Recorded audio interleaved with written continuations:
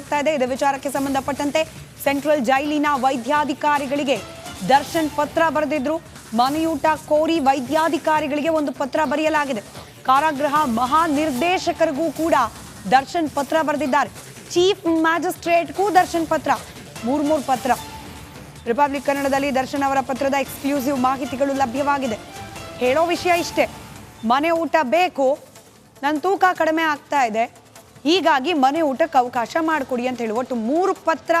ಆ 3 ಪತ್ರದ ಸಾರಾಂಶ ಕೂಡ ರಿಪಬ್ಲಿಕ್ ಕನ್ನಡ ನಿನ್ನೆಯಿಂದಲೂ ನಿಮ್ಮ ಮುಂದೆ ಪ್ರಸ್ತುತಪಡಿಸ್ತಾ ಇದೆ. ಆ ಪತ್ರದ ಪ್ರತಿ ರಿಪಬ್ಲಿಕ್ ಕನ್ನಡದ ಬಳಿ ಇರೋದು. ಏನಿದೆ ಪತ್ರದಲ್ಲಿ ಗಮನಿಸ್ತಾ ಹೋಗೋಣ.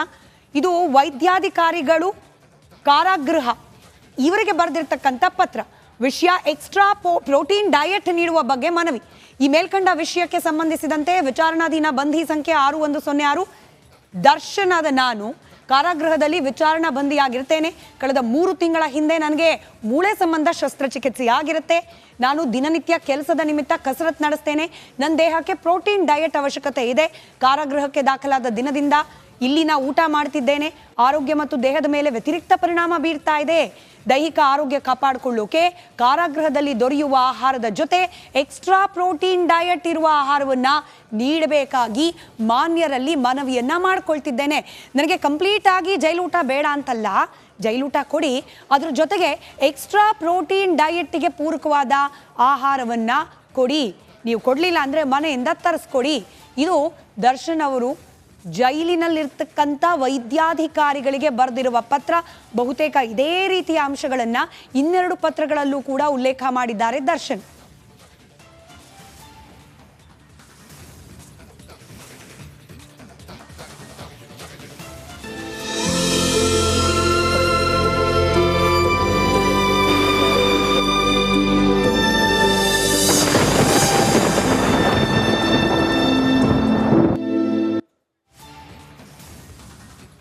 ವಾಪಸ್ ಬರೋಣ. ವಯನಾಡಿನಿಂದ ರಿಪಬ್ಲಿಕ್ ಕನ್ನಡ ಮಾಡ್ತಾ ಇರುವ ನಾನ್ ಸ್ಟಾಪ್ ಗ್ರೌಂಡ್ ರಿಪೋರ್ಟ್ ಹಾಗೆ ಲೈವ್ ಕವರೇಜ್ ಕಡೆಗೆ. ಸಾವಿನ ಸಂಖ್ಯೆ. ವಯನಾಡಿನಲ್ಲಿ ಸಂಭವಿಸಿದ ಭೀಕರ ಭೂಕುಸಿತದಿಂದಾಗಿ ಸಾವನ್ನಪ್ಪಿದವರ ಸಂಖ್ಯೆ 166ರ ಗಡಿಯನ್ನ ದಾಟಿದೆ. 2ನೇ ದಿನವೂ ಕೂಡ ಸತತವಾಗಿ ರಕ್ಷಣಾ ಕಾರ್ಯಾಚರಣೆ, ಶೋಧ ಕಾರ್ಯ ಮುಂದುವರೆದಿದೆ. ಅಲ್ಲಿಂದ ಭೀಕರ ಅನಿಸುವಂತಹ ದೃಶ್ಯಗಳು ಲಭ್ಯವಾಗ್ತಾ ಇದೆ.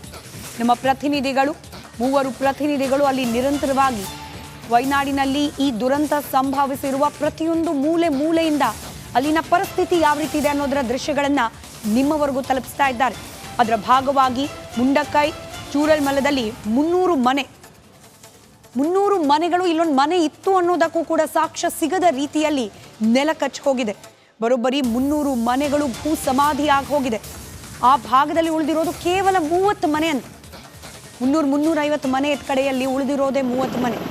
ಆ ಮನೆಗೆ ಇಲ್ಲ ಅಂತಂದ್ರೆ ಮನೆಯವರ ಪರಿಸ್ಥಿತಿ ಏನಾಗಿರಬೇಡ. ರಕ್ಷಣಾ ಕಾರ್ಯಾಚರಣೆ ಯಾವ ರೀತಿಯಾಗಿ ನಡೀತಿದೆ ಅನ್ನೋದರ ಒಂದಷ್ಟು ದೃಶ್ಯಗಳನ್ನ ನೀವು ಗಮನಿಸ್ತಾ ಇದ್ದೀರಿ. ಕೆಲವರನ್ನ ಏರ್ ಲಿಫ್ಟ್ ಮಾಡಲಾಗ್ತಾ ಇದೆ. ಇನ್ನು ಅಗತ್ಯ ವಸ್ತುಗಳನ್ನ ರಕ್ಷಣಾ ಕಾರ್ಯಾಚರಣೆಗೆ ಹಾಗೆ ರಕ್ಷಣೆಗೆ ಒಳಗಾದವರಿಗೆ ಬೇಕಾದ ಸಾಮಗ್ರಿಗಳನ್ನ ಕೂಡ ಸೇನೆಯ ಹೆಲಿಕಾಪ್ಟರ್ ಅನ್ನ ಬಳಸಿಕೊಂಡು ಪೂರೈಕೆ ಮಾಡಲಾಗ್ತಾ ಇದೆ. 300 ಮನೆಗಳು ಮನೆ ಇತ್ತು ಅನ್ನೋದಕ್ಕೂ ಕೂಡ ಸಾಕ್ಷ್ಯ ಸಿಗದ ರೀತಿಯಲ್ಲಿ ಭೂ ಸಮಾಧಿಯಾಗಿ ಹೋಗಿದೆ.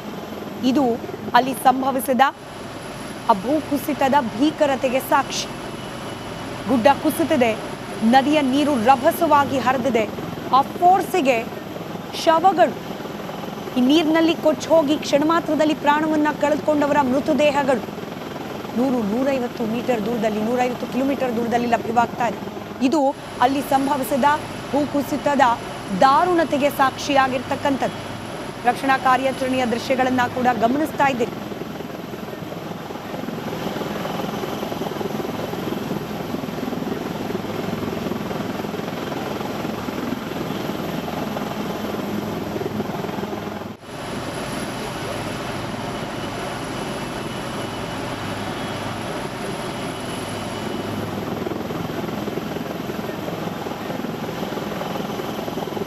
ರಕ್ಷಣಾ ಕಾರ್ಯಾಚರಣೆ ಸುಲಭದ ಮಾತಲ್ಲ.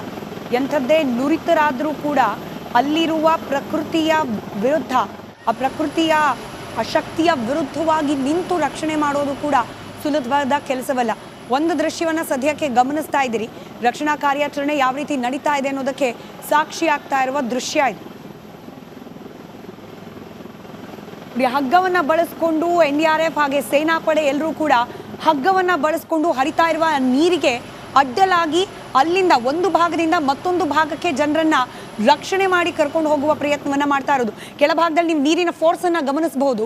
ಸೂಕ್ಷ್ಮವಾಗಿ ಗಮನಿಸಿದ್ರೆ ಎಷ್ಟು ರಭಸದಲ್ಲಿ ಹರಿತಾ ಇದೆ ನೀರು ಅನ್ನೋದು ಕೂಡ ಗೊತ್ತಾಗುತ್ತೆ.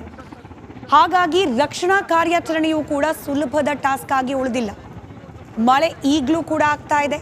ಮಳೆ ಆಗ್ತಿರೋ ಸಂದರ್ಭದಲ್ಲೇನೆ ಪ್ರತಿಕೂಲ ಹವಾಮಾನದ ಸಂದರ್ಭದಲ್ಲೂ ಕೂಡ ಸೇನೆಯ ಹೆಲಿಕಾಪ್ಟರ್ ಅನ್ನ ಬಳಸಿಕೊಂಡು ಈ ರಕ್ಷಣಾ ಕಾರ್ಯಾಚರಣೆಯನ್ನ ಮಾಡಲಾಗ್ತಾ ಇರೋದು ದೃಶ್ಯದಲ್ಲಿ ಗಮನಿಸ್ತಾ ಇದ್ದೀರಿ. ರಕ್ಷಣಾ ಕಾರ್ಯಾಚರಣೆಗೂ ಕೂಡ ಹಲವು ಆತಂಕಗಳು ಎದುರಾಗ್ತಾ ಇದೆ. ಅದರ ನಡುವೆ ಕೂಡ ಬದುಕಿ ಉಳಿದಿರುವವರನ್ನ ಸುರಕ್ಷಿತ ಜಾಗಕ್ಕೆ ತಲುಪಿಸುವ ಪ್ರಯತ್ನವನ್ನ ಮಾಡಲಾಗ್ತಾ ಇದೆ. ಸತತವಾಗಿ NDRF, SDRF ಹಾಗೆ ಸೇನಾ ಪಡೆಗಳು ಅವಿರತ ಪ್ರಯತ್ನ ಮಾಡ್ತಿದ್ದಾರೆ. ಎಷ್ಟು ಶ್ರಮದಾಯಕವಾಗಿದೆ ರಕ್ಷಣಾ ಕಾರ್ಯಾಚರಣೆ, ಈ ದೃಶ್ಯಗಳು ಅದನ್ನ ವಿವರಿಸಿ ಹೇಳ್ತಾ ಇದೆ.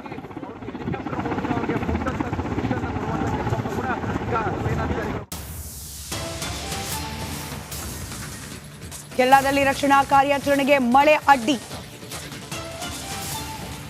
ಚೂರಲ್ಮಲದಲ್ಲಿ ಮತ್ತೆ ಮಳೆ ಆರಂಭ ಆಗಿದೆ. ಬಿಟ್ಟು ಬಿಡದೆ ಸುರಿತಾ ಇದೆ ಮಳೆ. ಇದೀಗ ರಕ್ಷಣಾ ಕಾರ್ಯಾಚರಣೆಗೂ ಕೂಡ ಅಡ್ಡಿ ಉಂಟು ಮಾಡಿದೆ ಮಳೆ ನಡುವೆ ಎಷ್ಟು ಸಾಧ್ಯವೋ ಅಷ್ಟು ಜನರನ್ನ ರಕ್ಷಿಸುವ ಕಾರ್ಯ ಮಾಡಲಾಗ್ತಾ ಇತ್ತು. ಇದೀಗ ಮತ್ತೆ ರಭಸವಾಗಿದೆ. ಸೇನೆಯಿಂದ ತಾತ್ಕಾಲಿಕ ಬ್ರಿಡ್ಜ್ ಕೂಡ ನಿರ್ಮಾಣ ಮಾಡಲಾಗಿದೆ. ಬೆಳಗ್ಗೆ ನಾವು ಅದನ್ನು ತೋರಿಸಿದ್ವಿ. ನಮ್ಮ ಪ್ರತಿನಿಧಿ ನಾಗೇಂದ್ರ ಬಾಬು ಅದೇ ಭಾಗದಲ್ಲಿ ನಿಂತು ಯಾವ ರೀತಿ ಇದೆ ಆ ಸೇತುವೆ, ಯಾವ ರೀತಿಯಾಗಿ ಸಹಾಯಕ ಆಗ್ತಿದೆ ಅದೆಲ್ಲದರ ಮಾಹಿತಿಯನ್ನ ನೀಡಿ.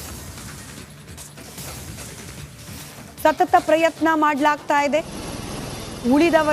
ಬದುಕಿ ಉಳಿದವರನ್ನ ಸುರಕ್ಷಿತ ಸ್ಥಳಗಳಿಗೆ ರವಾನೆ ಮಾಡಲಿಕ್ಕೆ. ಆದರೆ ಮಳೆ ಮತ್ತೆ ಅಡ್ಡಿ ಆತಂಕವನ್ನ ತಂದೊಡ್ಡುತ್ತಾ ಇದೆ.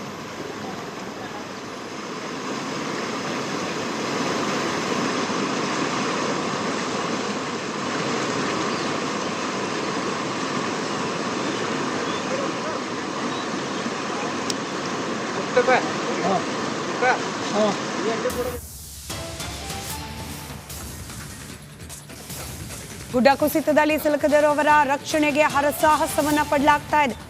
ವೃದ್ಧೆಯೊಬ್ಬರನ್ನ ರಕ್ಷಣೆ ಮಾಡಲಾಗಿದೆ. ವೀಲ್ ಚೇರ್ನಲ್ಲಿ ವೃದ್ಧೆಯನ್ನ ಹೊತ್ತು ತಂದಿದ್ದಾರೆ ಸಿಬ್ಬಂದಿ. ದೃಶ್ಯವನ್ನ ಕೂಡ ಕೆಲವೇ ಕ್ಷಣಗಳಲ್ಲಿ ನಿಮ್ಮ ಮುಂದಿಡ್ತೀವಿ. ಅತ್ತ ಮೃತದೇಹವನ್ನ ಸಾಗಿಸೋಕೆ ರೋಪ್ ವೇ ನಿರ್ಮಾಣ ಮಾಡಲಾಗಿದೆ. ರೋಪ್ ವೇ ಮೂಲಕ ಮೃತದೇಹಗಳನ್ನ ಸಾಗಿಸಲಾಗ್ತಾ ಇದೆ. ಗುಡ್ಡ ಕುಸಿತದಲ್ಲಿ ಸಿಲುಕಿರುವವರ ರಕ್ಷಣಾ ಕಾರ್ಯ ತ್ವರಿತ ಗತಿಯಲ್ಲಿ ಮಾಡಲಾಗ್ತಾ ಇದೆ. ಯಾವ ರೀತಿ ನಡೀತಾ ಇದೆ ರಕ್ಷಣಾ ಕಾರ್ಯಾಚರಣೆ, ಅಲ್ಲಿಂದಲೇ ಒಂದು ಪ್ರತ್ಯಕ್ಷ ವರದಿ ನನ್ನ ಕಲೀಗ್ ನಾಗೇಂದ್ರ ಬಾಬು ನೀಡಿದ್ದಾರೆ, ಗಮನಿಸಿ.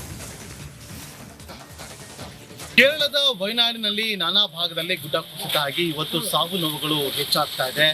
ಈಗ ನಾವೀಗ ಗಮನಿಸ್ತಾ ಇದ್ದೀವಿ.